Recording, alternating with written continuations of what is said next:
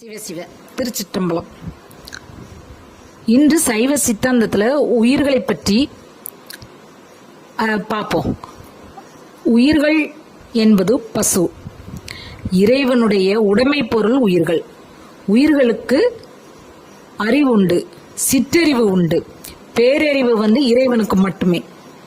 சிற்றறிவு உடைய உயிர்கள் ஆணவம், கண்மம், மாயை என்ற மும்மலங்கள்ல கட்டுப்பட்டு இருப்போம்.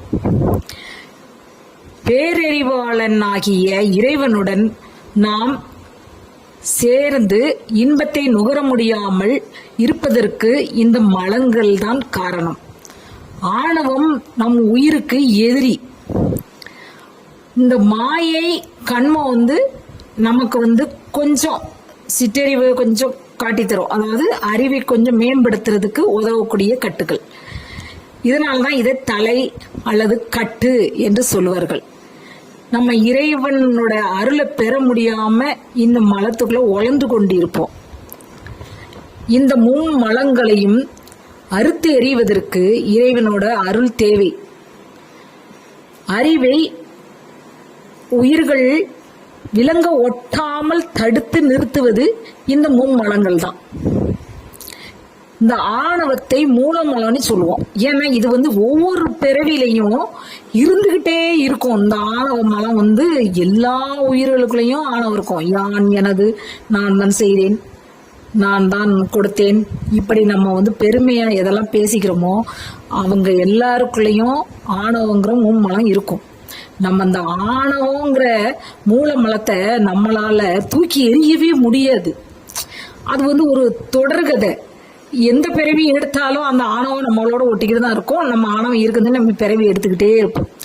இப்போ இறைவனோட நம்ம திருவருளால் இந்த ஆணவ மலத்தை நம்ம வெல்லலாம்.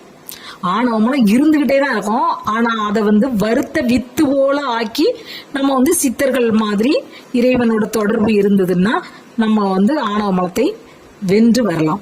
ஆணவ மலத்தை வருத்த வித்து போல் ஆக்குவதற்கு இறை வழிபாடு மிகவும் முக்கியம். இறைவனோட திருவருள் நமக்கு வேண்டும்.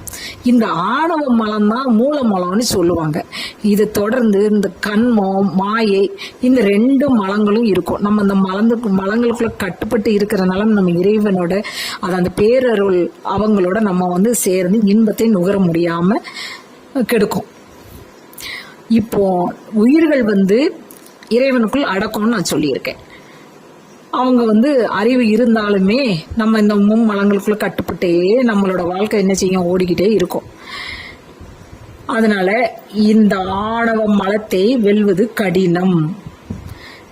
அந்த ஆணவ மலத்தை நீக்கன்னா இறைவனோட திருவருள் கட்டாயம் கிடைக்கணும். திருவருளை நம்ம வேண்டி பேரறிவுடன் நம்ம இணையும் போது இந்த ஆணவ மலம் வருத்த வித்து போல செயல்படாமல் இருக்கும். வினைகள் சேராது. அப்போ உயிர்கள் எப்படி இருக்க வேண்டும் என்றால், சிற்றறிவுடைய நாம், உயிர்களாகிய நாம் பேரறிவாளரான இறைவனோட தொடர்புல இருக்கணும். எப்பவுமே இறைவனை நினைச்சுக்கிட்டே இருக்கணும். இறை வழிபாடு செஞ்சுக்கிட்டே இருக்கணும். இறை வழிபாடு செய்யறதுக்கு பக்தி என்ற மார்க்கத்தை நம்ம கைகொள்ள வேண்டும்.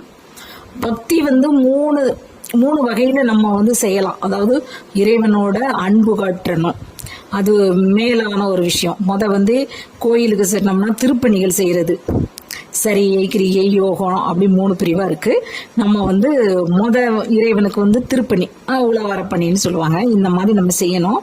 அப்படி நம்ம செஞ்சுக்கிட்டு இருக்கணும். 2வது, இறைவனுக்குரிய பூஜை பொருட்களை ரெடி பண்ணி இறைவனுக்கு திருமறைகள் ஓதி அந்த மாதிரி கிரியை செய்யலாம். சரியே கிரியை, அதாவது உடலாலையும் அப்புறம் உள்ளத்தால செய்யணும். அப்புறம் யோகம், இதெல்லாம் செஞ்சு முடிச்சோம்னா நமக்கு யோகம் கைகூடும். இறைவன் மேல் அதிக அன்பு, எப்பவுமே இறைவனோட கலந்தே இருப்போம். இறைவன் ஞாபகம் இல்லாம நம்மளால இருக்கவே முடியாது. எப்பவுமே நம்ம உள்ளத்துக்குள்ள என்ன செய்வோம், இறைவனை நினைச்சிட்டே இருப்போம். எது செஞ்சாலும் இறைவனை தான் நினைப்போம். இந்த மாதிரி இருக்கிறோம். இந்த மாதிரி இருக்கும்போது யோகம் கைகூடும். அப்போ உயிர்கள் பேரறிவாளனான இறைவனோட ஒன்றியே இருக்கணும். இந்த சிற்றறிவுடைய உயிர்கள் பேரறிவாளரான இறைவனோட ஒன்றி இருக்கணும்னா அதுக்கு நம்ம இந்த மலக்கட்டுகள்ல இருந்து விடுபடணும். அப்படி விடுபடுறதுக்கு இறைவனையே நம்ம ஒரு குருவாக ஏற்று இறை வழிபாட்டுல இருக்கணும். பக்தி மார்க்கம் இதுக்கு ஒரு வழிகாட்டும். இந்த மாய கட்டுகள் எல்லாம் நமக்கு கொஞ்சம் கொஞ்சமா அறுத்து விடும். நம்மளும் ஆணவக்கட்டு மாய இதுகளெல்லாம் இந்த உலக இச்சையில இருந்து நம்ம என்ன செய்யும், வெளி வரணும். அதுக்கு இறைவனோட நம்ம பேரறிவு நமக்கு அவரோட அருள் கிடைச்சாதான் நம்ம இந்த கட்டுகள்ல இருந்து நம்ம விலகி வர முடியும். இல்லை என்றால் நாம் இந்த மும்மலக்கட்டுகளையும் நம்ம உழன்று இறைவனுடைய சேராமல், இறைவனுடைய பேரறிவு நமக்கு கிட்டாமல் நாம் இந்த சிற்றறிவோட இந்த உலகத்துல துன்புற்றுக்கிட்டே தான் இருப்போம். இது நம்ம பின்னாடி இந்த கட்டுகளெல்லாம் எப்படி உடைச்சி வெளியில வரலாங்கிறத பின்னாடி நம்ம விரிவா பார்க்கலாம். இப்போ இந்த உயிர்கள் அனைத்துமே இறைவனுக்குள்ள அடக்கம். இறைவன் நம்ம யாரையும் இறைவன் படைக்கல. இறைவன் இருக்கும் போதே உயிர்களும் இருக்கு. நம்ம இறைவனோட அருள் நமக்கு கிடைக்காம நம்ம இருக்கிறதுக்கு இந்த மும்மலங்கள், அதான் அந்த கட்டுகள் தான் காரணம். அதனால இந்த ஆணவ கட்டு எல்லா பிறவி எடுக்கும் போதெல்லாம் ஆணவமும் இருந்து கொண்டே இருக்கும். ஆணவ கட்டு இருக்கும் வரை நம்ம பிறவி எடுத்துக்கிட்டே தான் இருக்கும் இந்த உயிர். அதனால நம்ம ஆணவ கட்டை நம்ம என்ன செய்யணும், உடைச்செறியணும். அப்படிங்கும்போது நம்ம அதை வறுத்த வித்து போல ஆக்கணும்னா இறைவனோட திருவருள் கிடைக்கணும் நமக்கு. நம்ம இறைவனோட ஒன்று இருந்து உயிர்களில் இறைவனோட்டையே பேசணும், இறைவனோடையே கலந்துருக்கணும். அதிக நேரம் இறைவனை பற்றியே நினச்சிக்கிட்டே இருக்கணும். மனிதநேயம் இருக்கணும். எல்லா உயிர்கள்லையும் இறைவன் தான் இருக்காரு அப்படின்னு நம்ம நம்பணும். நம்பி எல்லா உயிர்களுக்கும் இருக்க இறைவனை நாம் அன்பு காட்டணும். அதான் எல்லா உயிர்கள்ட்டையும் நம்ம அன்பு காட்டணும்.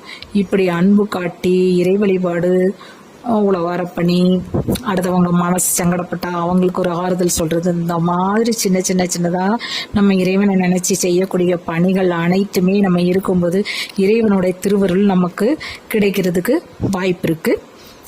உயிர்கள் அனைத்தும் இறைவனோட ஒன்றி இறைவனோட குணங்கள் நமக்கு கிடைக்கிறதுக்கு இறைவனோட திருவருள் வேண்டும்.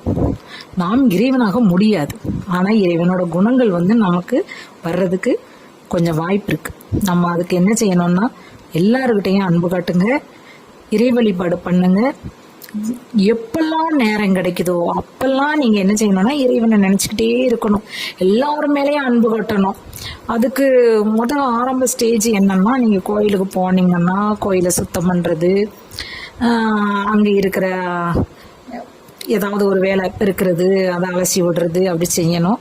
அப்புறம் இறைவனுக்கிட்ட பூஜை பொருட்கள் ரெடி பண்ணி கொடுக்கறது, இறைவனை பற்றி நீங்கள் திருமுறைகள் ஓதுவது, இந்த மாதிரி காரியங்களை செய்ய செய்ய செய்ய இறைவனோட அருள் நமக்கு கொஞ்சம் கொஞ்சம் கிடைச்சிக்கிட்டே இருக்கும். இறைவனோட தொடர்பில் நம்ம எப்பவுமே இருக்கணும். அப்போ யோகம் நம்ம கைவிடும்.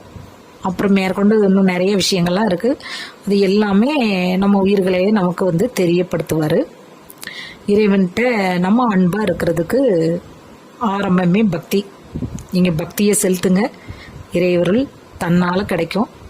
எல்லா உயிர்களும் இன்புற்று இருப்பதே தான் எல்லோருக்கும் நன்று.